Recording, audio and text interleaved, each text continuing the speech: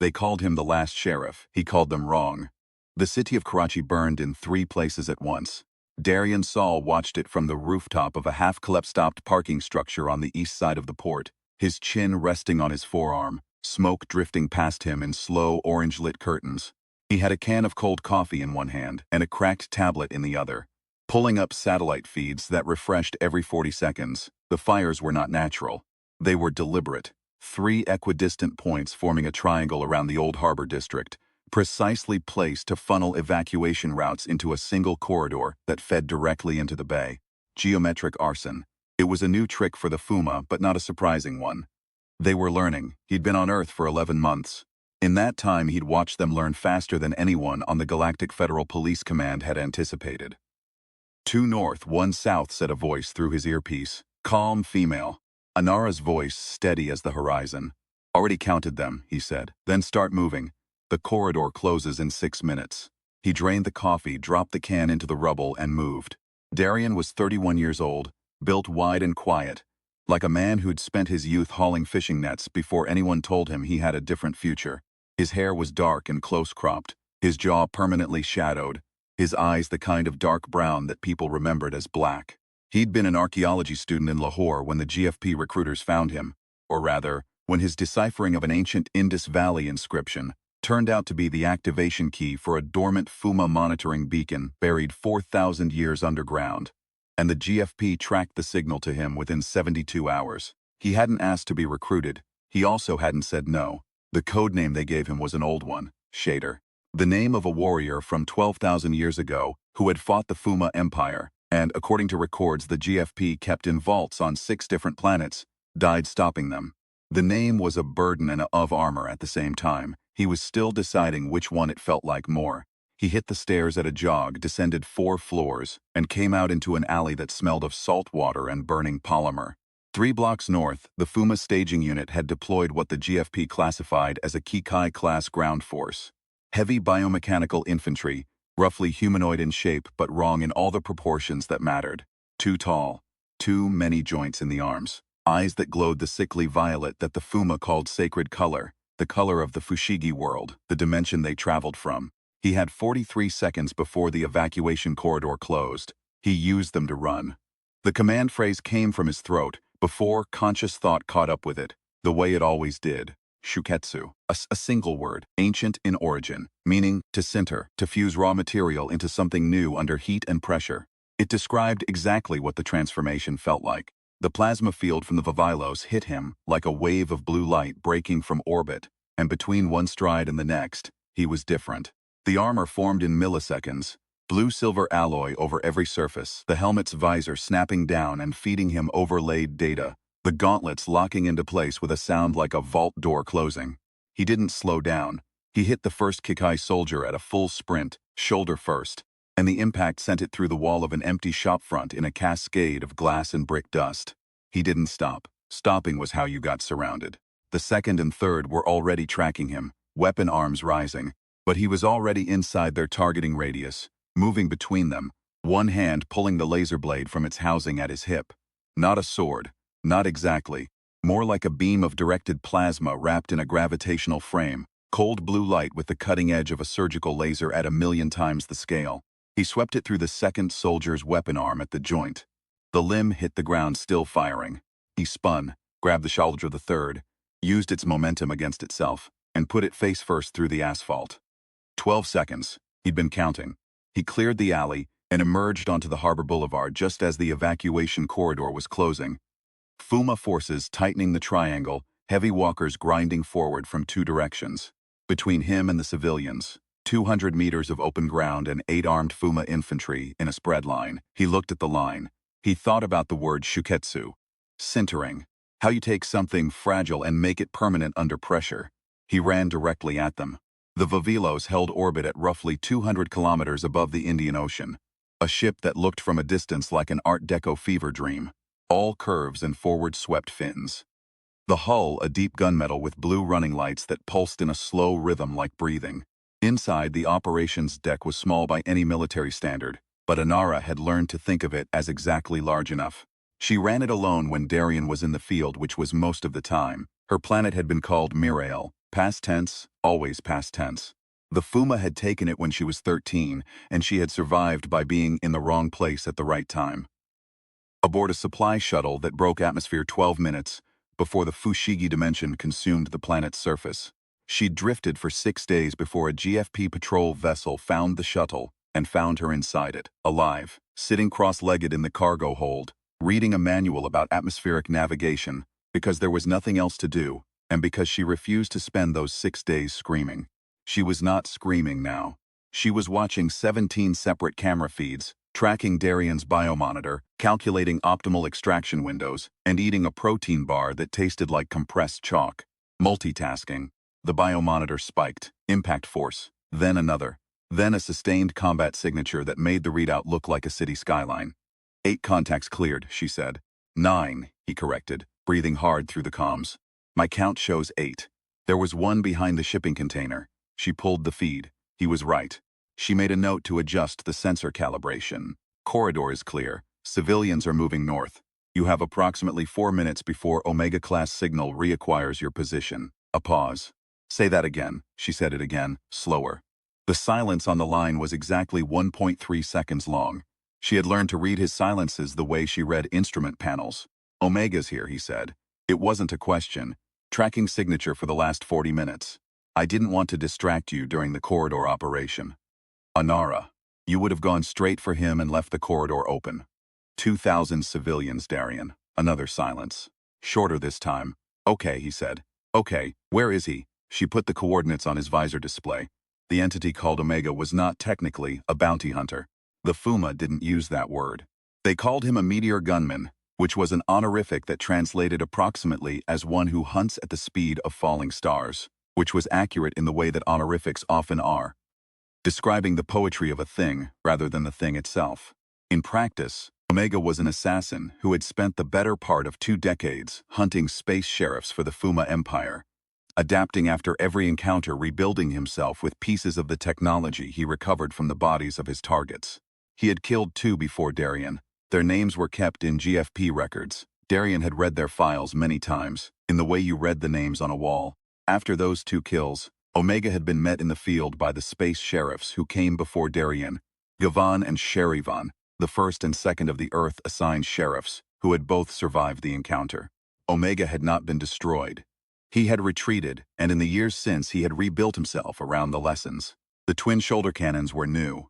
The targeting helmet was new. The way he moved, patient, geometric, nothing wasted, was something he'd always had.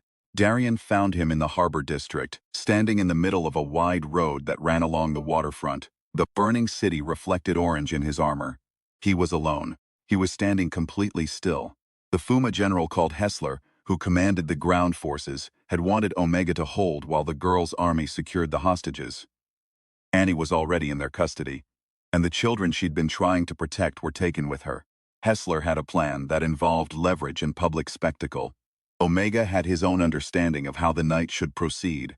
He was standing in the road alone because that was how he preferred to work. Darian slowed to a walk as he came around the corner and saw him. There was a moment he would remember this later, when neither of them moved, and the only sound was the distant crackling of the fires and the water moving in the harbor. Omega tilted his head a fraction, the gesture reading not as threat but as appraisal. Darian had the sudden, clear thought that this was what it felt like to be measured by something that had been built specifically to calculate your destruction. It was not a comfortable feeling.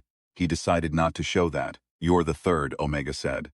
His voice came through some kind of translation matrix in the armor, slightly mechanical at the edges, but the cadence was almost conversational. They gave you the old name. They gave me the old job, Darian said. I made my peace with the name. Gavan's was faster than you. Sherivan was stronger. Omega's shoulder cannons rotated slightly, the barrels tracking. I've had time to study both of them, and yet here you are starting over with me. Here I am, Omega agreed and fired. The first shot was a test, not an attempt. Darian read the angle from the barrel rotation and threw himself right, the plasma burst scorching the road's surface where he'd been standing. He came up running, cutting a diagonal line toward cover, and Omega tracked him without rushing, leading the angle, firing twice more. The second shot clipped the edge of his left pauldron and sent a crack of pain down his arm that turned his hand briefly numb. He made it behind a fallen crane structure and crouched there, working his fingers back to life. Visor, he said under his breath. The overlay populated. Omega's position, the angle of the shoulder cannons, estimated charge time between shots. 3.2 seconds. He'd need 2 of those 3 to cover the distance. He counted to 3 and moved. He didn't go around the crane. He went over it, launching from the top of the broken boom arm and dropping into the space between them at full acceleration, the laser blade already out. Omega tracked the arc and fired. One shot, the only one he had time for, and it grazed Darian's right side, burning through the outer armor layer and leaving a stripe of searing heat across his ribs. He landed and swung, and Omega stepped back, absorbing the blade strike on the forearm guard in a shower of blue sparks, then drove his shoulder into Darian's chest, with a force that lifted him off the ground and put him down hard on the road surface 6 meters away. For a moment he lay still, the breath knocked from him, the stars above wheeling slightly. In the old films his grandfather used to watch, there was always a moment like this. The hero flat on the ground, the villain standing over him, some speech about inevitability. He'd never found those moments convincing. The villain never just shot. Omega raised both shoulder cannons and charged them simultaneously. His earpiece crackled, Anara's voice very quiet, very controlled. Darian, I need you to know that the children are alive. Annie is alive. Hessler pulled them inside the staging compound 2 minutes ago. They are alive right now, he breathed. They are alive right now. The words were a precise instrument, calibrated to do exactly one thing. Put him back in the present tense. He rolled left. Both cannon shots hit the road and detonated the surface into a crater. He came up on one knee, fired his own sidearm toward Omega's legs. Not expecting penetration, expecting to force movement, and then did something that the GFP tactical manual would have classified as suboptimal. He charged Omega again, not angled, not diagonal, straight in. It was suboptimal because it was predictable. It was also what his grandfather used to call the thing the fisherman does when the sea has taken everything. You go into the water because the water is where the fish are. You don't optimize. You commit. Omega raised the cannons. They were still cycling. Darian got inside the charging radius and hit him low, wrapping both arms around Omega's midsection in a tackle that had every gram of his weight and velocity behind it. They went down together. The cannons fired into the sky. On the ground, it became something less like combat, and more like 2 machines testing the limits of each other's construction. Omega was stronger in terms of raw output. Darian was better at being inconvenient. He took 3 hits to the helmet that made his vision strobe. He broke 2 of Omega's finger joints on the right hand with a leverage technique that wasn't in any GFP manual, but had been in his grandfather's fishing village as a way of freeing someone caught in a net. He took a knee strike to his cracked ribs and turned it into a reversal. He was slower than he'd been 20 seconds ago. He was bleeding inside the armor where the first shot had burned through, and the biomonitor in his left gauntlet was making a soft, persistent chime that he was choosing to ignore. He got Omega pinned for 1.4 seconds. He used those seconds to charge the laser blade to full output. He didn't take the kill shot. He took the disarming shot, both shoulder cannon housings, the barrel mechanisms of each destroyed in a single broad sweep. Omega shoved him away with both hands, and they separated, both of them breathing hard, standing 6 meters apart in the crater the cannons had made. Omega looked at his shoulder housings. He looked at Darian. You're different, he said. I'm the third, Darian said. I had the most to learn from. What happened next was not something Darian saw because he was watching Omega, but Anara saw it on the feeds. General Hessler arrived from the north with 6 Kikai soldiers and the girls' army. Annie was with them, her hands bound in a Fuma restraint field, her face cut above one eye. Beside her, 11 children, none of them older than 10, all of them silent in the way that children are when they have been frightened past the point of crying. Hessler's intent was leverage. A scene for the Fuma records. The death of the last shader, witnessed by his partner and by innocent humans, broadcast back to Kublai as proof of the Empire's reach. It was theatrical. The Fuma excelled at theater. What Hessler had not calculated was Omega. Omega turned his head and looked at the children. His visor was expressionless. It was always expressionless. It was a visor, but something in his posture changed, a fraction barely readable. Anara read it. He stepped between Hessler's soldiers and Darian, not toward Hessler, not toward Darian. He simply placed himself in the space between them and stood still. Hessler's voice, amplified by his command unit, demanded to know what Omega was doing. Omega said nothing. He was a contractor, not a soldier. He had his own code, and it was not Hessler's code. Children were not targets. Leverage was not a hunt. He hadn't agreed to theater. The standoff lasted 11 seconds. In that time, Darian used Hessler's distraction to close the 20 meters to Annie, break the restraint field with the laser blade's lowest setting, and get her free. She hit him once in the shoulder. Open hand, not quite a punch, and he looked at her. "You were supposed to be faster," she said. "I was busy. You look terrible. I've been shot. Several times." She looked at his ribs, at the burn through the armor, at the dried blood at his jawline from a helmet impact she hadn't seen. She pressed her hand briefly against his forearm, over the armor, a contact that lasted exactly as long as it needed to. "The children," she said. "I know." They moved together. The Kikai soldiers broke formation when they came. Hessler had not expected two of them, and positioning for one meant being wrong for two. Annie had been trained for the same environment as Darian, which meant she fought the same way he did, not elegantly, but persistently, with the specific stubbornness of someone who had already lost one world and had decided firmly not to lose another. She took the left, he took the right. Hessler himself, when his soldiers were down, chose to retreat rather than engage. That was a lesson the Fuma were still learning, that the smart choice and the brave choice were not always the same thing. Omega watched all of it. He didn't intervene. His hunting was done. The children were safe by the time the Fuma ground signal faded. A tactical withdrawal, not a rout, though Inara told Darian she'd log it as a rout for the GFP reports because the distinction mattered for morale. He didn't argue. He stood in the empty road afterward, his armor slowly cycling down. The fires in the distance burning lower now as local services got to them. A small girl, maybe 6, maybe 7, her hair in 2 plaits that had come half undone, was sitting on a block of concrete a few meters away, watching him with the patient seriousness that some very young children have, the ones who haven't yet learned to pretend things don't interest them. He crouched down so he was at her level. "Are you hurt?" he asked. She shook her head. "Then are you?" He considered the question with the care it deserved. "A little," he said, "but not in ways that matter for long." She looked at his armor, at the burn mark, at the crack in the left pauldron. Then she reached out and touched the crack with one finger very gently, the way a child touches something broken to confirm that it is real. "Will you fix it?" she asked. "I will," he said. She nodded, satisfied, and went back to watching the fires go out. Omega left no forwarding coordinates. He was simply gone when the Fuma withdrew, which was consistent with what the GFP file said about him. He was not loyal to the Fuma in any ideological sense. He simply worked for them, and he had his own measures of completion. Darian filed a report that described the engagement accurately and noted, in the section marked Threat Assessment, that Omega had not attempted to resume the combat once the situation changed.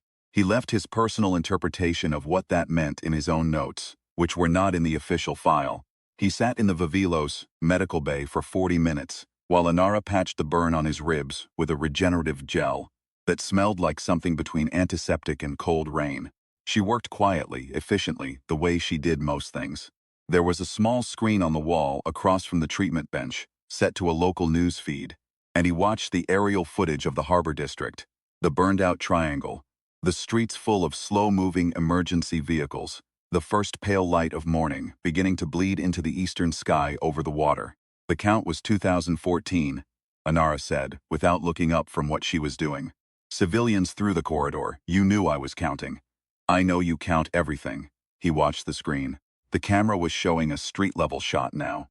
Relief workers moving through the damaged area, people emerging from shelters. Someone had hung a banner from a window. He couldn't read the text at this distance. 11 months, he said, yes.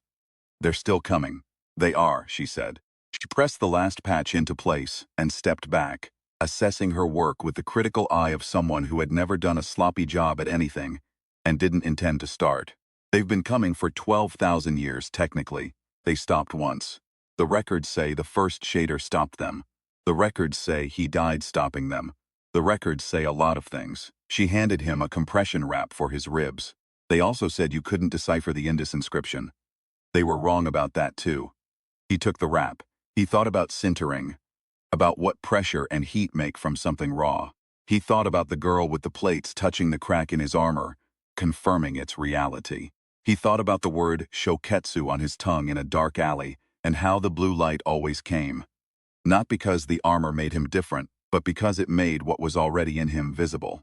He thought about 2014 people walking through a corridor he had cleared. He started wrapping his ribs. "What's the next target?" he asked. Anara turned to the operations console.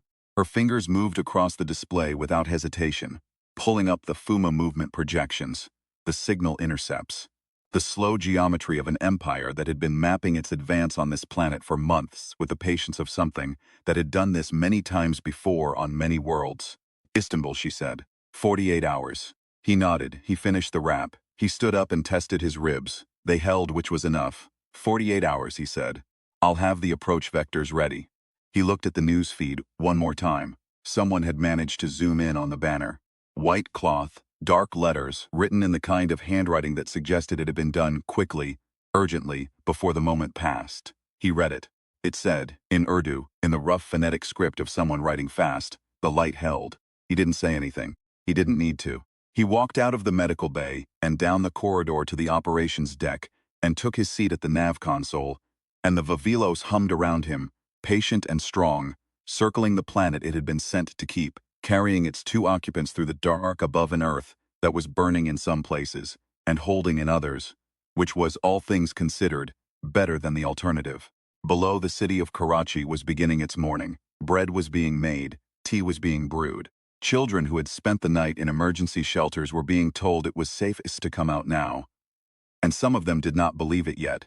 And some of them believed it immediately. And the difference between those two groups was something that would sort itself out over time, as it always did. The Fuma were not done. Darien knew that the way he knew his own heartbeat, constant, present, not particularly alarming once you accepted it as the operating condition. They had 12,000 years of practice, and an empire that stretched across sectors of the galaxy that Earth didn't even have names for. They had Omega, who would rebuild again in return, because that was who Omega was. They had Hessler and the girls' army and Kublai, the great emperor in his Fushigi palace, who had been sealed once by a man bearing the name Shader, and who was, apparently, still present and still very much committed to the project of universal conquest. And Earth had what? Darien thought about this question sometimes, lying awake in the narrow bunk off the operations deck while the Vavilos breathed around him. He thought about it with the precise, methodical attention he'd once given to archaeological inscriptions, turning the problem over, examining its facets. What did Earth have? It had people who hung banners in windows after the fires went out. It had children who asked if the armored man was hurt and whether he'd fix the crack. It had Anara, who had lost a whole world and responded by reading navigation manuals for 6 days in a cargo hold, because there was work to learn and she intended to learn it. It had fishermen who taught their grandsons that when the sea takes everything, you go back into the water. It had specifically Darien Saul, archaeology student who had deciphered an inscription that was supposed to be unreadable and then said yes to a job that had gotten every previous holder of the title killed, and who was sitting at a navigation console at dawn working out intercept vectors for Istanbul, because 48 hours was enough time to sleep and eat and check the armor repairs and run the tactical simulations and still get there ahead of the Fuma staging window. It was enough. Istanbul was different from Karachi in the specific ways that cities are always different from each other. The quality of the light, the shape of the buildings against the sky, the smell of the water, the sound of the calls to prayer that rolled across the Bosphorus at dawn, like something that had survived every empire that had ever claimed the city, and would survive this one too. Darien noticed these things, he always noticed them. It was the archaeological habit. The sense that the surface of a place was made of everything that had ever happened there, pressed down into texture and smell, and the specific way people moved in a street they'd known their whole lives. The Fuma staging operation here was larger. 200 Kakai infantry, a mobile command unit that Anara classified as a fortress class, and 3 of the heavy walkers that the Fuma deployed when they expected significant resistance. They'd learned from Karachi. They brought more. He watched the staging deployment from a ridge above the city for 4 hours, the laser blade cold at his hip, the tablet running intercept analysis on the Fuma communications. Anara was in his ear, steady as always, calling numbers. "They're not converging on a civilian target," she said after the 3rd hour. "They're converging on a signal source."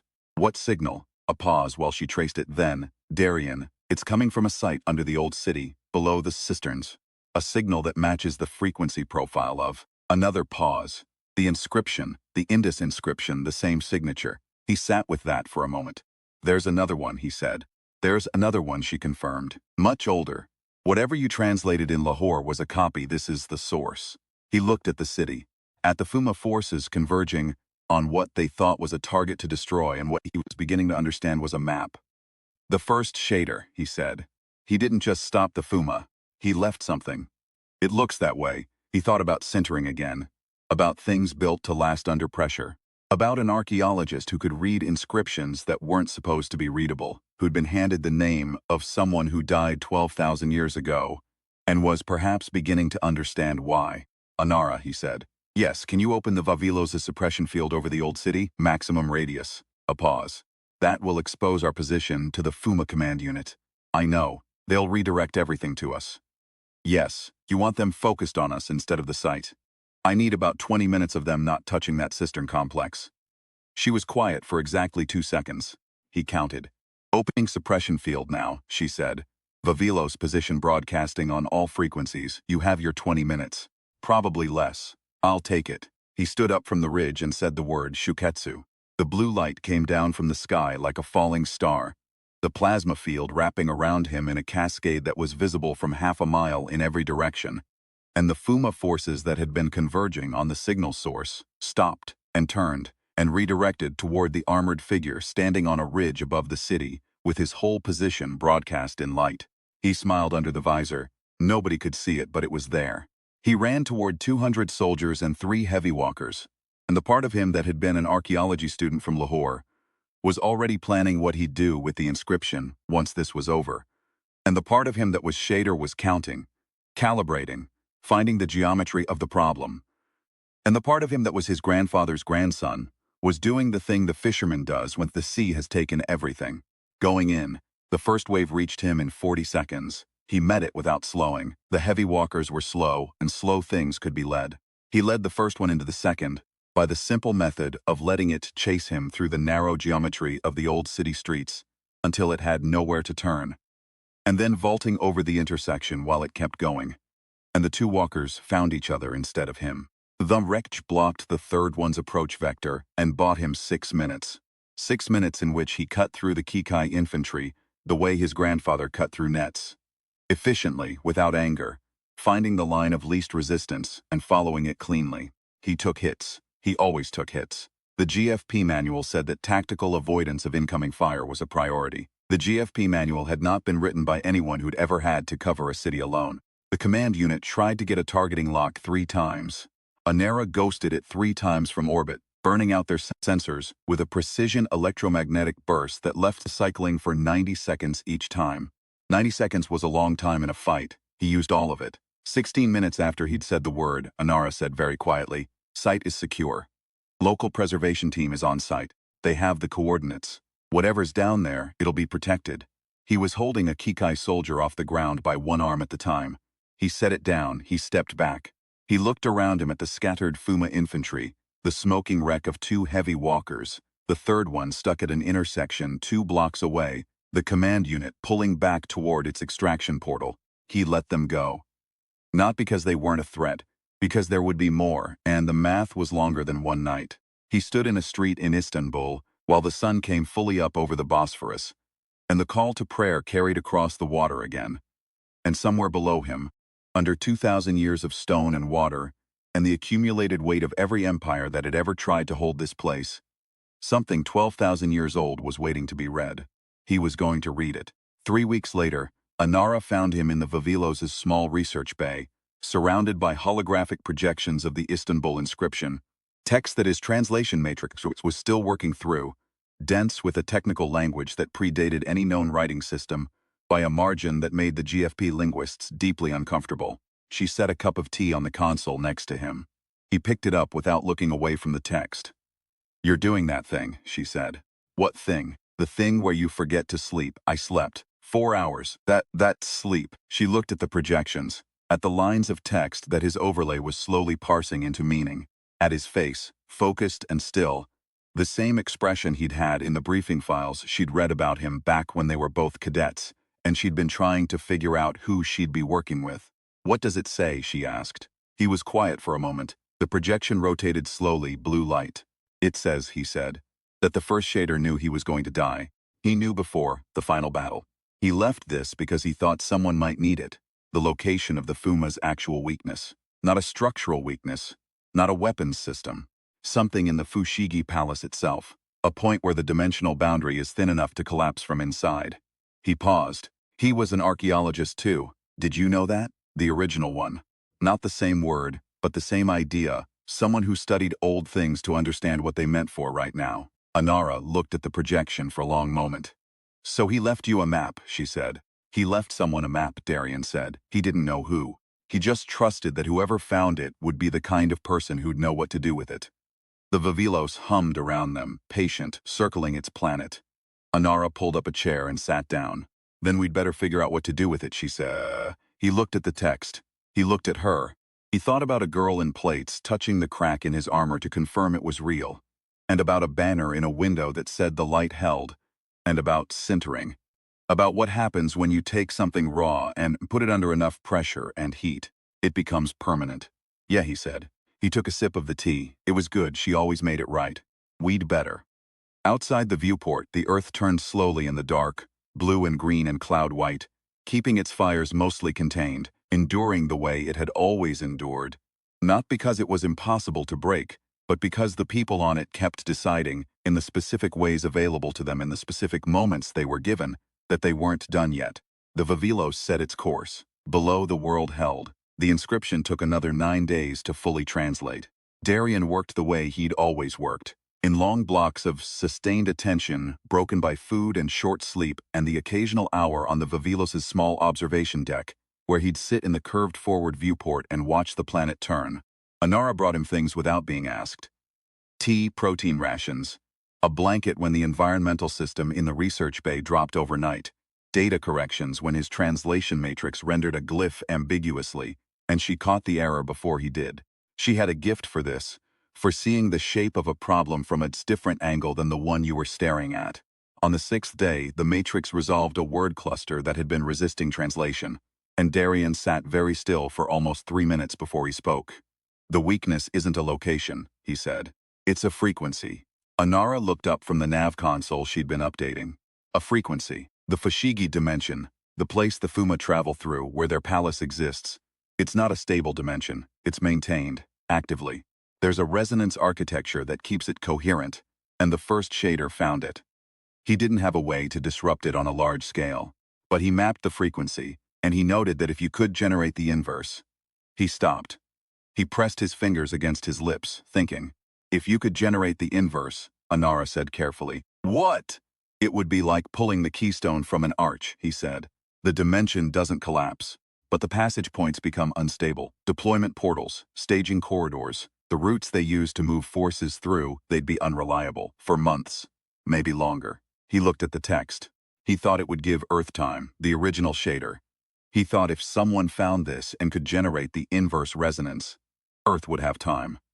Anara was very still. She was a still person generally, but this was a different kind of stillness. Can we do it? She asked. The Vavilos has a harmonic array, he said. Anara, we've been using it for communications. She understood immediately. That was the thing about her. She didn't need things explained twice. She pulled up the Vavilos' engineering schematics and started running the modification calculations before he'd said another word.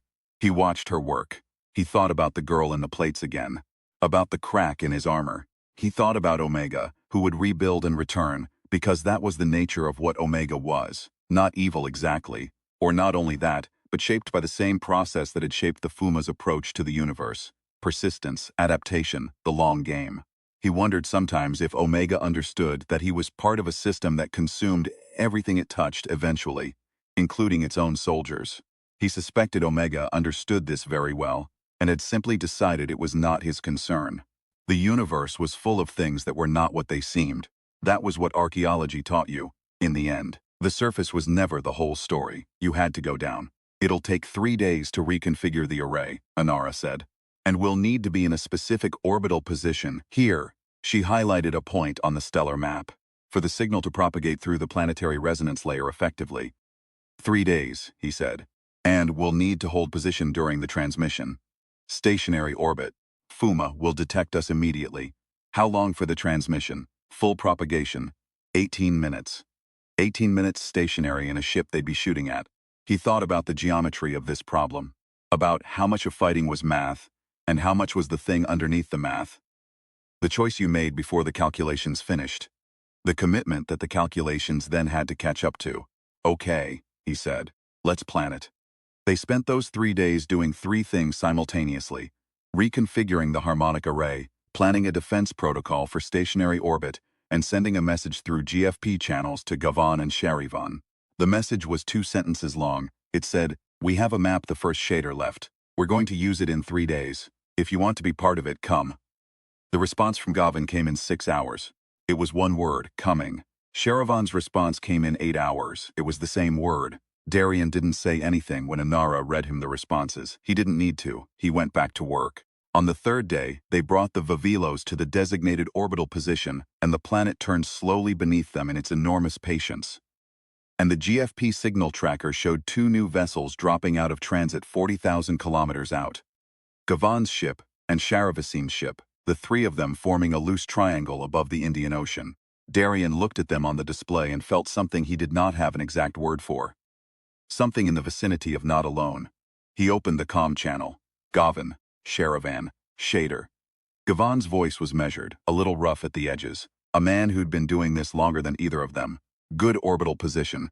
You did the math right. I had help. You always have help. A pause that felt like approval. Tell us the protocol, he told them. 18 minutes, stationary. All 3 ships on defensive cover while the Vavilos' array transmitted. The Fuma would come. They'd detect the harmonic signal within the first 2 minutes, and they'd understand what it was. Or they'd understand enough to know they had to stop it. The force they'd send would be significant. The 3 of them would need to hold long enough for propagation to complete. 18 minutes, Sharivan said. We've held longer. Not all 3 of us, Darian said. No, Sharivan agreed. Not all 3 of us. There was something in the way he said it that carried the weight of history. The lineage of 3 men who'd taken the same job in sequence, each one inheriting what the previous had left behind. None of them having chosen this in the way you choose something freely, all of them having chosen it in the way you choose something that is so clearly what you're for that refusing would feel like a kind of dishonesty. Anara, Darian said. Array is ready, she said, on your signal. He looked at the planet below, at the curve of it, the blue of the oceans, the brown-green of continents. Somewhere down there a city was beginning its morning, bread being made, tea being brewed. A small girl with her hair in plaits, or many small girls, or every small child who had ever touched something broken to confirm it, was real, because confirmation was the beginning of repair. Signal, he said. The harmonic array powered up, and the Vavilos began to sing. Not in any frequency the human ear could detect, but a transmission that carried the inverse resonance of the Fashigi dimension through the planetary layer and outward along a wave propagation that the first shader had calculated 12,000 years ago, with instruments that should not have been able to calculate it, and had left encoded in stone so that someone would find it, because he had believed, without evidence, that someone would. 2 minutes and 14 seconds into transmission, the Fuma portal opened. They came in force. Everything they could pull together on short notice. Kikai infantry, heavy walkers, the drone-class fighters that the Fuma used for orbital interdiction, a command cruiser that was 3 times the size of the Vavilos and running hot with weapons systems. They came because they understood what was happening, or understood enough. What they found was 3 space sheriffs waiting. Darian flew the Vavilos manual for the first time in his 11 months on the job. Anara had been handling the helm because he was almost always in the field, but she needed to be at the array console now, managing the transmission, keeping the signal clean while the ship took fire. So he flew. It turned out he was decent at it, which surprised him somewhat and did not surprise Anara at all. Gavan and Sharivan ran interference on the Fuma cruiser, drawing its fire, keeping it occupied, while Darian kept the Vavilos in position by the simple method of moving constantly within a very small orbital radius, never still enough to be an easy target, never far enough from the designated coordinates to break the transmission. He took hits. He always took hits. The Vavilos' hull held in the way that a well-built thing holds, not without damage but without failing. 7 minutes in, a Fuma boarding pod attached to the lower hull. He couldn't break position to shake it. Anara, he said. I know, she said. I can handle it. She left the array on automated maintenance, It would hold for 4 minutes without manual adjustment, and went down to the lower deck with a weapon, and her own very precise, very patient approach to problems that needed immediate physical resolution. He heard the sounds of this through the ship's internal comm. 4 minutes of controlled violence, that she dealt with the way she dealt with everything, efficiently and without drama. Then she was back at the array console. 2 borders neutralized, she said. Array signal is clean, 9 minutes remaining. You were supposed to be on the array. I was, she said. Just not continuously. He kept flying. 11 minutes in, the Fuma cruiser broke off its engagement with Gavan and Sharivan and turned its full weapons battery toward the Vavilos. It had worked out the priority. Gavan's ship got between them. Sharivan hit the cruiser's weapons array from the port side simultaneously. The exchange lasted 90 seconds and left the cruiser's battery at partial function, which was still significant. But it was the difference between certain destruction and possible survival. And Darien used that difference to put the Vavilos into a tight rotation that made it harder to track. 14 minutes, 15, 16. He was bleeding again. Something had come through the hull during a close hit and taken a piece of his arm, which he was ignoring on the basis that he only had 2 more minutes to ignore it for. 17 minutes. The Fuma were pulling back their ground force portals. He could see it on the tactical display. The deployment corridors flickering, destabilizing, the harmonic interference already propagating through their network. It was working. He could see it working. Anara counted down the last 60 seconds in his ear, her voice as steady as it had been. On the first night he'd worked with her, the voice of someone who had decided in a cargo, hold 6 days from any help that steadiness was a choice you could make, and that she was going to make it. Transmission complete, she said. He exhaled.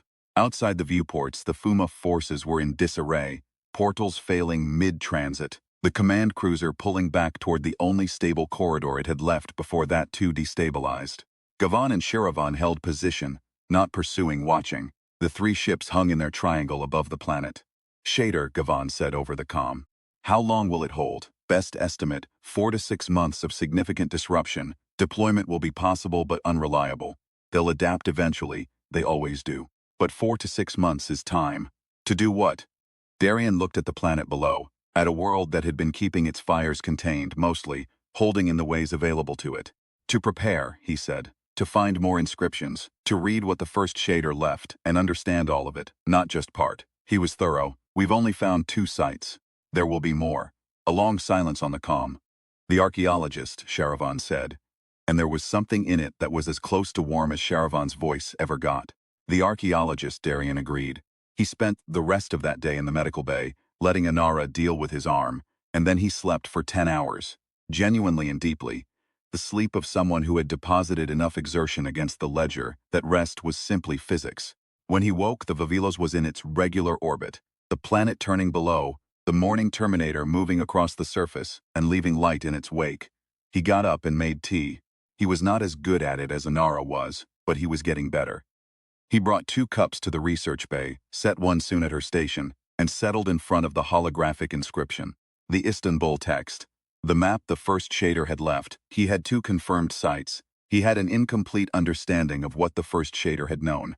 He had a planet below him that had 2,000 years of accumulated human history pressing up against a threat that operated on galactic timescales. And the gap between those 2 scales was something that only an archaeologist could look at without flinching.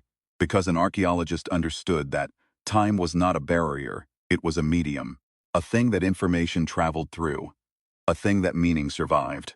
He had specifically the code name of a man who had died knowing someone would come after him, and had trusted that knowledge enough to leave a map in stone.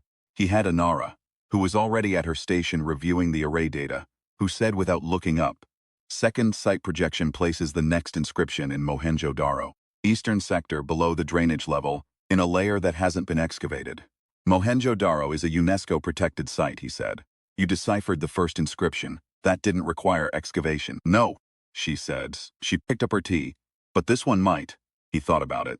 He thought about all the conversations he would need to have, all the institutional resistance he would need to navigate, all the diplomatic bridges between the Galactic Federal Police and a planet that still didn't entirely believe any of this was real, even though the fires were real, and the craters were real, and the people coming out of emergency shelters were real. The gap between evidence and belief was always a political problem more than an empirical one. He was an archaeologist. He understood political problems. He had written 3 papers on the politics of contested excavation sites before the GFP found him. He had experience. "I'll make some calls," he said. Anara nodded, unsurprised. He looked at the inscription one more time, at the lines of text that told him, in a language 12,000 years dead, that someone had stood in approximately his position, facing an enemy that had been coming for longer than most civilizations had existed, and had decided that the best thing he could do was leave a record, a map, a message in stone that said, "Here is what I found, here is what I know, I am trusting you to do something with it." He was the 3rd space sheriff assigned to Earth. He intended not to be the last. The Vavilos hummed around him. Anara drank her tea. The planet turned. In a dormant layer below an excavated city in the Indus Valley, older than memory, something waited to be found. Because the man who hid it had believed, 12,000 years ago, and 12,000 light years of history ago, that the kind of species that built cities and wrote inscriptions and sent their young people into the dark to protect what they loved would eventually send someone who could read it. He hadn't been wrong. Below, the world held. Above it, the last shader picked up his translation matrix and got back to work.